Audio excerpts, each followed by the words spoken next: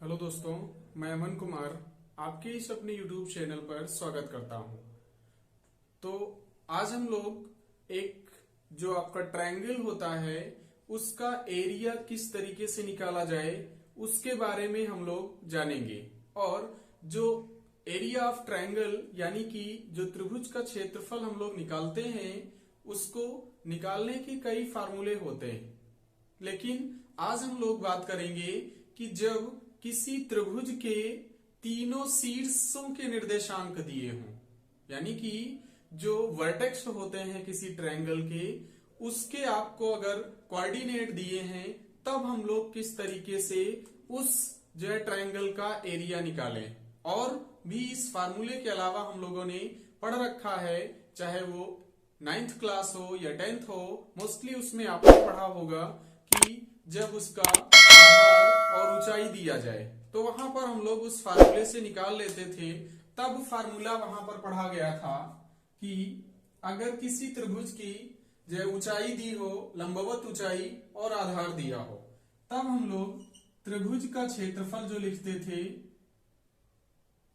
त्रिभुज का क्षेत्रफल वो फार्मूला 1/2 आधार और गुणे ऊंचाई, ये वहां पर हम लोगों ने पढ़ा था। फिर उसके बाद एक और फार्मूला होता है जिसको हम लोग हीरोन्स फार्मूला या हीरोन का सूत्र हम लोग बोलते हैं। वो भी एक फार्मूला होता है जो कि एरिया को निकाल के देता है, उसको भी हम लोग राइट कर लेते हैं। तो त्रिभुज का क्षेत्रफल, और उसमें आपको त्रिभुज की तीनों साइड दी जाती ABC, उसको अगर हम लोग राइट करें तो वो ये होता है S minus A, S minus B और S माइनस C, ये आपका लिखा होता है वहां पर।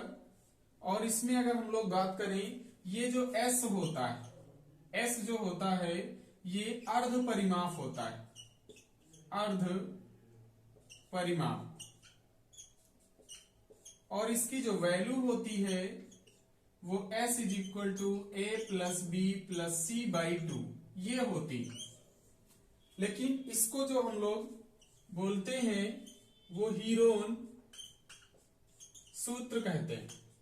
इसमें जो ABC यूज हुई है वो जो है त्रिभुज की भुजाएं होती थी, साइड्स होती थी। तो आज जो हम लोग बात करेंगे इन दोनों फार्मूलों को जो है इनकी बात नहीं करेंगे, यानी कि इन पर बेस्ड क्वेश्चन आपके यहाँ पर जो है उसमें पूछे भी नहीं जाएंगे। यानी कि 10th क्लास में जो हम लोगों का चैप्टर चल रहा था, लास्ट वीडियो में आपने उसको देखा होगा, वहां पर हम लोग कोऑर्डिनेट ज्योमेट्री पढ़ रहे थे। तो उसमें जो हम लोग पढ़ रहे हैं उसमें आपको एरिया तो निकालना होगा ट्राइंगल का, लेकिन वहां पर किसी त्रिभुज के शीर्षों के निर्देशांक दिए होंगे, तब कैसे निकालें उसको हम लोगों को आज जो है पढ़ना है। तो चलिए उसको हम लोग देखते हैं।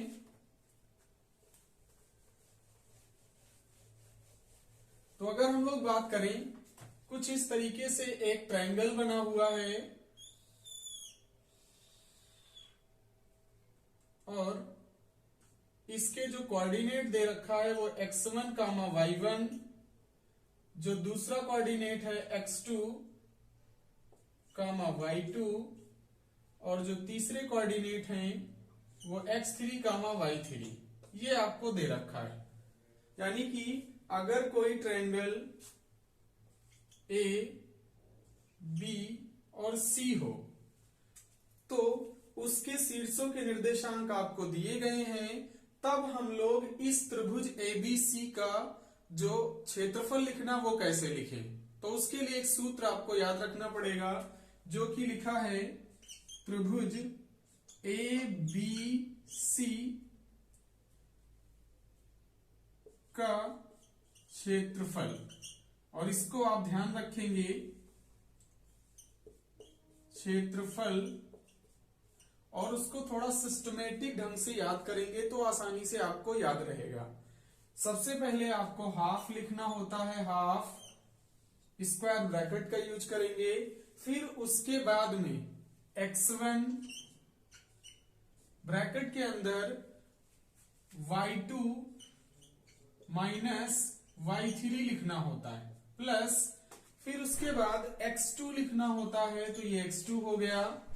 उसके बाद यहां पर ब्रैकेट के अंदर y3 माइनस y1 और प्लस फिर उसके बाद x3 को लिखना होता है और ब्रैकेट के अंदर y1 माइनस y2।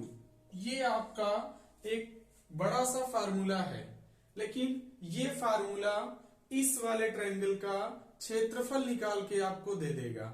जब किसी त्रिभुज के तीनों शीर्षों के निर्देशांक दिए हों, तो इस फार्मूले को याद रखना पड़ेगा और उसी से हम लोग जो है किसी त्रिभुज का क्षेत्रफल लिखेंगे जब उसके शीर्षों के निर्देशांक दिए होंगे। याद रखने के लिए आपको थोड़ा सा बता दें, उसको शॉर्टकट में याद किया जा सकता है। शॉर्टकट इसका एक तो ये है कि आप इसको याद रखो। यहां पर अगर ध्यान से देखें तो ये देखो आपका एक नंबर चल रहे हैं, जैसे 1 2 3 2 3 1 3 1 2, ये आपका कुछ इस तरीके से लिखें। तो अगर हम लोग नंबरिंग को लिखें तो यहां से देखो आपको मिलेगा 123 और यहां से अगर देखो सिर्फ नंबर को ध्यान में रखें तो ये आपको मिल जाएगा 231। इसमें अगर हम लोग ध्यान देखें जो है तो ये 312 ऐसे मिलेगा। या तो आप ये याद रख लो कि भाई हमको ये हाफ तो लिखना ही है, उसके बाद यहां पर कैसे लिखें, तो उसके लिए शॉर्टकट ये 123 231 312, या तो इस तरीके से याद रख लें, या इसका एक दूसरा भी है, वो आपको उसके लिए हम लोग क्या करें, ये x1 x2 x3 तो आपको मोस्टली याद रहेगा। दूसरा सिर्फ और सिर्फ ये जो ब्रैकेट के अंदर y लिखे हुए हैं उनका सिर्फ अगर याद किया जाए तो रखा जा सकता है उसको लर्न।